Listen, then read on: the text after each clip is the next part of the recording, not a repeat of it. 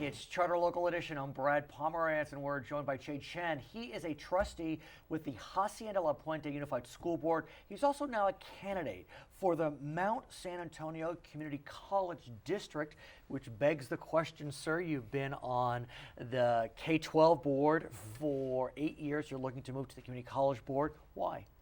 Well, I guess you could say after 8 years, I'm finally graduating. Right, well going stated. to college. Well stated. And the thing is, Mount San Antonio College is the #1 destination for students from Hacienda La Puente. Of course. The plurality of our students, anywhere from 20 to 30%, wow, go there. And so the educational piece that I've been doing in K-12, it's not complete unless we make sure they go to college and they can also graduate and get a good job after that. So this is a nice transition. So talk to me about how you have and will continue to work to build pathways between Hacienda La Puente, Mount SAC, and then a CSU or a UC or a private four-year institution. Sure. So not only am I a board member for Hacienda La Puente, I'm also on the board of La Puente Valley Regional Occupational Program. Which means? And that is the career technical branch for 3 different school districts: Bassett, Roland, and Hacienda La Puente. Got it. So they handle all the career tech, and we combine resources. Got it. So we get economies of scale. And for the ROP and our school district, it's always been an issue of articulation, making sure that our courses are recognized by Mount SAC. And sometimes we get some pushback because the Mount SAC professors might say, well, we don't want to recognize this, and then we have to go back and say, well, this really does meet your requirements. And since I'm from the K-12 arena, and once I'm on the board of Mount SAC, I'll be able to bridge those gaps and those divides. And so how has the matriculation gone between Hacienda La Puente, Mount SAC, and then beyond? I mean, do you have a sense? I know you're not on the board yet, but do you have a sense of it? Because look, there are some community college districts that have seamless pathways. You may know about Long Beach. Long Beach USD feeds into LBCC, and they have an agreement with CSULB, which allows a smooth transition. So what's happening on that front, to the extent you're aware?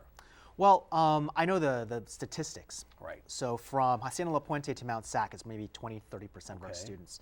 Then for Mount SAC, within a 6-year period, 60% of the students will either graduate and go to a 4-year college, get a 2-year associate's degree at Mount SAC, or get a certificate. I see. So those numbers are, they're good, but they could definitely be better. 6 years does seem like a long time. It's a long time. And I know that the Community College Foundation, I mean, literally the board in Sacramento is looking to try to bring those numbers down. Part of the challenge, completely unconnected to your run, is during the recession, the number of sections at community colleges were cut dramatically. And I remember hearing stories about kids going, to 3 different community college campuses just to get the classes they need, hoping they could get out in 3 years if they're lucky to the 4-year. Those days are behind us.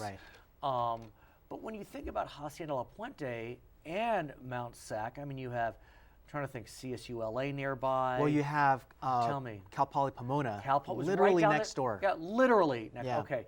Now, Cal Poly Pomona clearly is one of the best CSUs in their system. I mean, there's no doubt about it that it is one of the crown jewels. So how do you work with Cal Poly Pomona, which, just like you said, I mean, don't they basically like share a road? I mean, it's They do. So can you create seamless pathways? I interviewed President, is it Coley, the president of Cal Poly Pomona, a new president. I interviewed her recently. I mean, how do you create those pathways? I think a lot of it is about it's about building relationships and removing territoriality, right? People feel like, well, no, this is my area, and if you're going to come to my school, you have to go through our system, and we're not going to recognize anything other than that.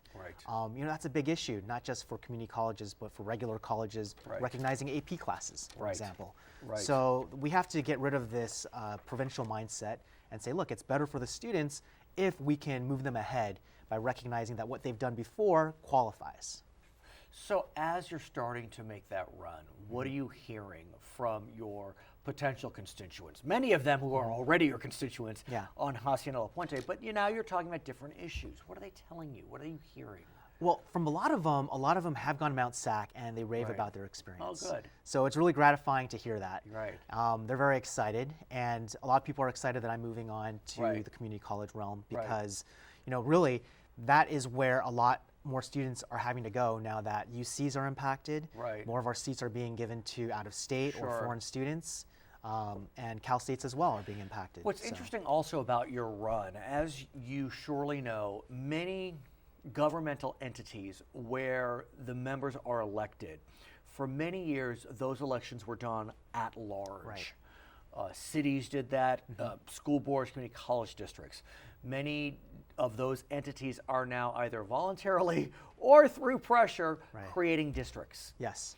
And Mount Sac is one that has decided to create districts. So you are running now in a is it 1/7 of the district? Exactly. As opposed to 7/7 of the district. Right. How is that going, that running by district as opposed to at large? Well, it actually makes it more feasible for a new candidate to win. Because before there were 350,000 voters, at least, in that district. That's almost as big as an assembly district. Yeah. Right. And just for someone new to come in to raise the kind of money to be competitive, it's almost impossible. So previously, the board members, if you were an incumbent, you were pretty much guaranteed a re-election. I want to ask about funding. And as you know, funding for K-12 is often combined with K-14, which is community colleges. Right. And so under Prop 30, for example, there was additional dollars coming in to K-14. We know that part of that Prop 30 money is going to expire next year. And so I ask you both, as a current trustee of a K-12 district and a potential trustee of a 13-14 district, are you ready? I don't know if districts have fully prepared for that eventuality. And I think there's a thought that, okay, Governor Brandt has already said that he wants it to expire. Right. He's not going to bring it back. Right. That The sales tax portion. The sales tax. The other portion, part of it will still exist for 7 years total. Yeah. It's the 4-year sales tax that's going away. But there's already talk that maybe the Teachers Association or other groups might put it on the ballot. Right. And therefore, we may still have it. And I think, and I don't know if this is the right way to go about it, but people are relying upon that and thinking that because of that, it'll continue. Although, could it be that with an improving economy, that you won't even notice it's going away because tax revenues are so good? That could also hope. happen. We could hope. Right. But our economy is improving the same way it kind of was back during the last bubble, with a big tech sector blowing up. And so I don't know if that's something that we want to rely upon because we did in the past and we paid for it later. Are there ways for community colleges to find alternate revenue sources? I know, you think about 4-year institutions, their endowments are massive. I know community colleges are starting to look at creating their own philanthropic campaigns. Yes. Is that one way to go? Well, for whatever reason, community colleges haven't been doing that to the same extent that 4-year universities have. And at Mount Sac, we do have a foundation. Sure. But it's primarily just to give out scholarships. Which is not a bad thing. Which is not a bad thing. Right. But it's pretty much money comes in, money comes out, rather than building an endowment large enough where you can live off of the interest. Right. And I think eventually, these types of nonprofit organizations always benefit from that. So what do you hope to do should you be successful when you look at funding to keep the funding models healthy at Mount Sac? Okay, well, this is an exciting time to go into community colleges because President Obama just announced an initiative Well stated, about making the first 2 years at a community college free for good students who meet certain requirements. And there's a big push now. Oregon just announced that they will make community college free. And I think there was another state, I think it might have been Tennessee or another state that did that. So it would be great if California was the third, and I'd love to help push that. His name is Chen. He is a member of the Hacienda La Puente Unified School District. He is running for the Mount San Antonio Community College District. That election is in November. I'm Brad Pomerance. It's Charter Local Edition.